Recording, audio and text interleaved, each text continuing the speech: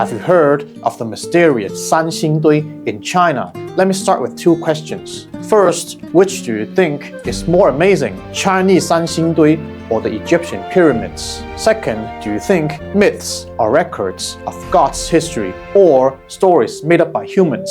Why do I compare Sanxingdui with the pyramids? There are two reasons.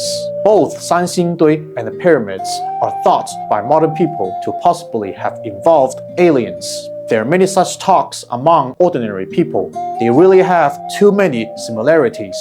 In this video, I take Sanxingdui as the main thread. The things I will talk about include the archaeology of Sanxingdui, China's magical book Shang, also named Classic of Mountains and Seas, Sumerian myths, Old Testament of the Bible, and ancient Egyptian myths. I think after watching this video, you may feel that myths are more than just stories made up by ancient people. The world is so big, yet different geographical locations, different races, different religious and cultural backgrounds have all produced similar myths. You'll find this very amazing. Look at the archaeology of Sanxingdui first. You may have noticed that Sanxingdui became popular a few years ago, but its exploration started in 1929. A farmer named Yan Daocheng from Guanghan City, Sichuan Province, was building a water channel in his field. He accidentally dug up some shiny jades. These jades included jade discs, jade daggers, and jade axes. He found a lot of these jades, so he stored them at home and sometimes took some to sell at the market. Gradually, local people knew he had a lot of these ancient jade stuff. In 1932, a British priest named Vivian Henry Donnithorne learned about these jades. He thought they not only had practical value, but also much archaeological and cultural value. Through his efforts, most of the jades were sent to the Museum of West China University. In 1934, Chinese history professor Feng Hanji went to Guanghan City, Sichuan Province, to do research. He found that this might be an ancient cultural relic. This was the first discovery of Sanxingdui. Why is it called Sanxingdui? Because it has three mounds. These three mounds seem to mirror three stars in the sky with such an arrangement, so it's called Sanxingdui in Chinese. This is similar to the ancient Egyptian pyramids. The pyramids also mirror three stars in the sky. That's quite similar.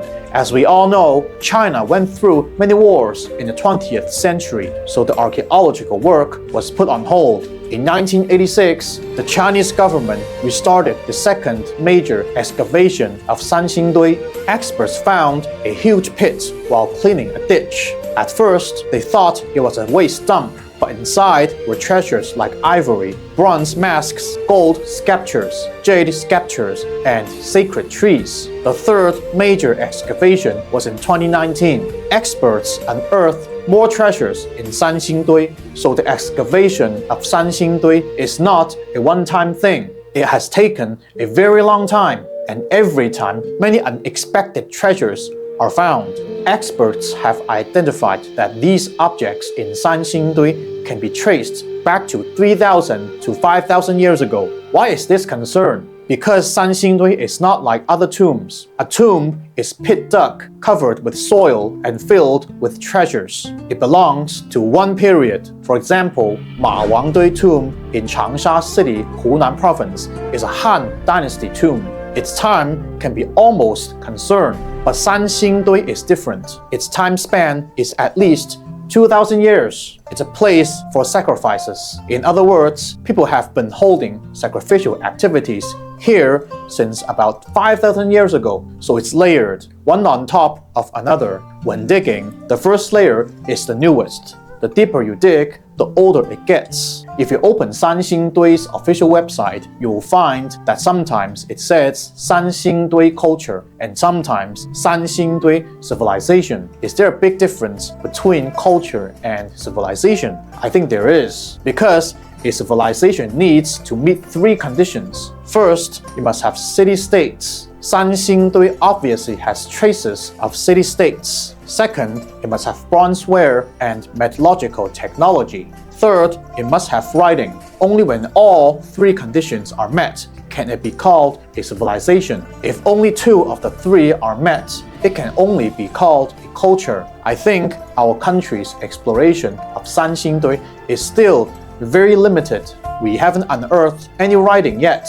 But that doesn't mean Sanxingdui has no writing. Why do I hold this view? Because the bronzeware in Sanxingdui, judged by time, has extremely advanced craftsmanship. Without writing, ancient Chinese people could not pass down or improve these skills only through oral teaching and demonstration. So it's very likely that there's writing. Writing is a symbol that carries information. Otherwise, how could these skills be passed down or updated? So whether Sanxingdui has writing is still in doubt. If there is writing, it is a civilization. Then I have to talk about the discoveries in Sanxingdui. First, what I found most amazing is the sacred tree. This tree is nearly 4 meters tall. What kind of tree is it exactly? Why did the Chinese people thousands of years ago bury a sacred tree underground? If I only read official history, I'll never figure it out, so I have to try to explain it with myths. But the moment I turned to myths for explanation, I suddenly felt it was amazingly terrifying. China's mysterious book, Shang records that there is a Jianmu in the southwest and a Fusang in the east. So ancient China had such sacred trees, and these trees connect heaven and earth. Now there are 2 ideas. The tree unearthed in Sanxingdui is either a copy of Jianmu or a copy of Fusang. This sacred tree has 9 branches. Each branch has a bird on it. The top of the tree is damaged, and experts can't find the missing part. What could be missing? Shanghai Jing describes 9 birds as representing 9 suns. So this bronze sacred tree matches the Fusang tree described in Shanghai Jing exactly. So there are many ideas about whether this tree is Jianmu or Fusang, but I found that the Old Testament of the Bible also has 2 sacred trees, the tree of life and the tree of the knowledge of God and evil. This corresponds to Jianmu and Fusang in Shanghai Jing. It's a huge coincidence. The ancient Egyptians also believed in sacred trees. They had the heavenly tree of life. In the murals of Thebes from around 1500 BC, there are people worshipping the sacred tree. The fig tree god next to it waits to welcome the dead. That is, when a person dies, if the tree god gives you a branch, you can ascend to heaven. That's why I mentioned earlier that sacred trees connect heaven and earth. I found that all ancient myths have sacred trees. I have to ask, are myths really just stories made up by people? What's more striking, there are also sacred trees in Sumerian royal tombs, and there are carvings of sacred trees on stone slabs. What's amazing is that China's sacred tree has 9 birds. I think this tree is a smaller copy of the real sacred tree. Next to the sacred tree in the Sumerian royal tombs, there are 2 statues with bird heads and human bodies. These are Anunnaki. Many people might not know about Sumerian myths. Sumerian myths say the purpose of humans living in the world is to serve the gods. The kings or emperors in the world are like middlemen between gods and humans. The gods they serve are the Anunnaki. The Anunnaki are depicted as half human, half animal lizard people, bull-headed people, or bird-headed people. In this video, I put all these archaeological findings and myths together for everyone to think about. I have no conclusion. I just think it's all too coincidental. If we take the sacred tree found in Sanxingdui as a smaller copy of the real sacred tree, could the birds on its 9 branches correspond to the image of the Anunnaki? This bird culture is actually closely linked to China's Shang Dynasty. In the book Shang, I found that people of the Shang Dynasty called this mysterious bird a divine bird. It was probably their sacred bird or their ancestral bird. They believed their ancestors came from this kind of bird. The ancient Chinese classic Zhou Yi describes that when King Wen of Zhou was planning to attack the Shang Dynasty, he divined in the basement of the second room on the west side of his house. Chinese archaeologists have a bold guess. King Wen was afraid that Divine Bird would see his divination results, or that his plan to attack the Shang Dynasty would be found by the Divine Bird and reported. So King Wen deeply believed in the Divine Bird. It's really possible that the Divine Bird, was the ancestors of the Shang people. I think this idea makes sense. The Shang people of China worshipped birds, and the Sumerian civilization also worshipped birds, which are the Anunnaki. There are birds on a sacred tree too. I wondered, could the Anunnaki be aliens? And do all civilizations on our Earth have different names for them? All civilizations worship them in different ways and recorded them in non-written forms. Because we have never such beings, we think these are made-up stories. Does this also make sense? It's really interesting.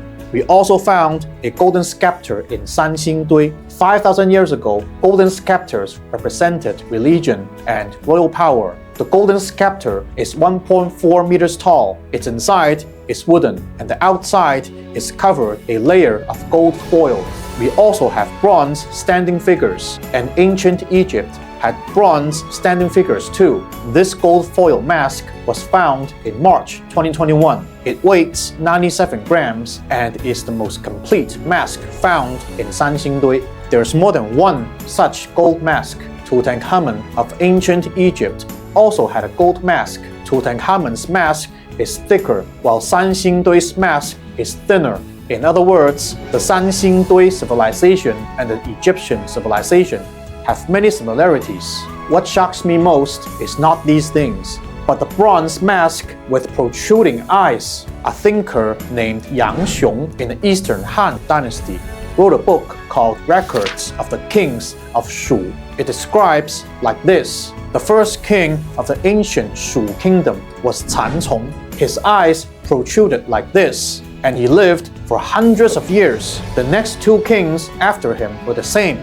The kings written in this book are not like humans at all. They could live for hundreds of years. Besides Cancong's strange appearance, Shan Haijing also records that Zhu Long has a human face and a snake body. The Anunnaki have strange looks like bull heads with human bodies, or beast heads with human bodies. Nuwa has a human face and a snake body. Fuxi has a human face with a snake body. So do you notice that in ancient myths, whether Chinese, Western, or Sumerian myths, none are human looks. They are all half human, half animal. If these ancient people, thousands of years ago, wanted to record their ancestors, shouldn't they have recorded them as perfect, beautiful, normal humans? But don't you think these half-human, half-animal looks are very abnormal? So is it possible that ancient humans faced aliens? The Anunnaki have reptile features like green skin, a tail, and a lizard-like appearance. If we take these as a myth system, then who was Cancong? I think he must have been a human king. But as I mentioned before, in Sumerian myths, human kings are beings between gods and humans. It's the same in Chinese myths. When I study these archaeological things, I like to add these myths to try to explain them reasonably. But just when I thought it was not reasonable, I found the remains of a bronze figure with bird feet. This bronze object looks like a human foot, but it's a bronze bird foot. Doesn't it look like the half-human, half-animal foot mentioned before? This bronze object was unearthed in 1986, but on June 8, 2022, another bronze figure with a snake body and a vessel on its head was found in another sacrificial pit. It successfully fits with the bronze bird feet found in 1986. This is very similar to the image of gods described in Shan Haijing. The Chinese government renamed this whole relic the god statue with bird feet, snake body, and a vessel on its head. Even experts use this book to piece together these relics. Don't you think Shan Haijing is amazing? Is it possible that humans once lived on the same continent and our civilizations communicated with each other? Our ancestors either all worshipped the same gods or all faced aliens. So what shocks me most about the relics found in Sanxingdui is how much they overlap with Shan Haijing and Western myths. Chinese people once thought Shanhaijing was totally myths, but they didn't expect that it's somehow a geographical book. The images described in it are gradually being discovered by us modern people. It turns out that ancient human myths are connected. For example, ancient China has a myth of Da Yu controlling floods. Western myths have Noah's Ark fighting the Great Flood, and the ancient Shu myth in the Eastern Han classic records of the kings of Shu I mentioned earlier is Bieling controlling floods. Bieling helped Can Cong successfully control the Great Flood, allowing humans to survive. So the Great Flood may have been a global event. That's why floods appear in myths around the world. But after the Great Flood, humans no longer saw such wonders. For example, the 3 generations of rulers in ancient Shu lived for hundreds of years. Later, kings or emperors around the world lived to our modern human age, only a few decades, at most around 100 years. I also found in the ancient Mesopotamian literature, Sumerian king list, that after the Great Flood, the lifespans of the world's kings or emperors shortened to the normal lifespan of modern humans. Why such a coincidence? This is not bullshit. The images from these archaeological findings are just too similar.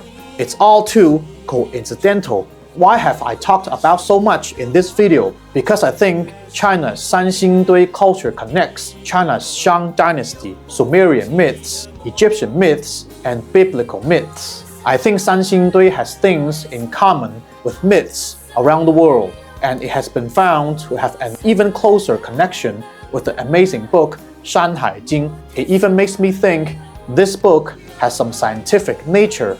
I think I've shared enough today. Let's look forward to more interesting archaeological findings in Sanxingdui because these findings have too many coincidences.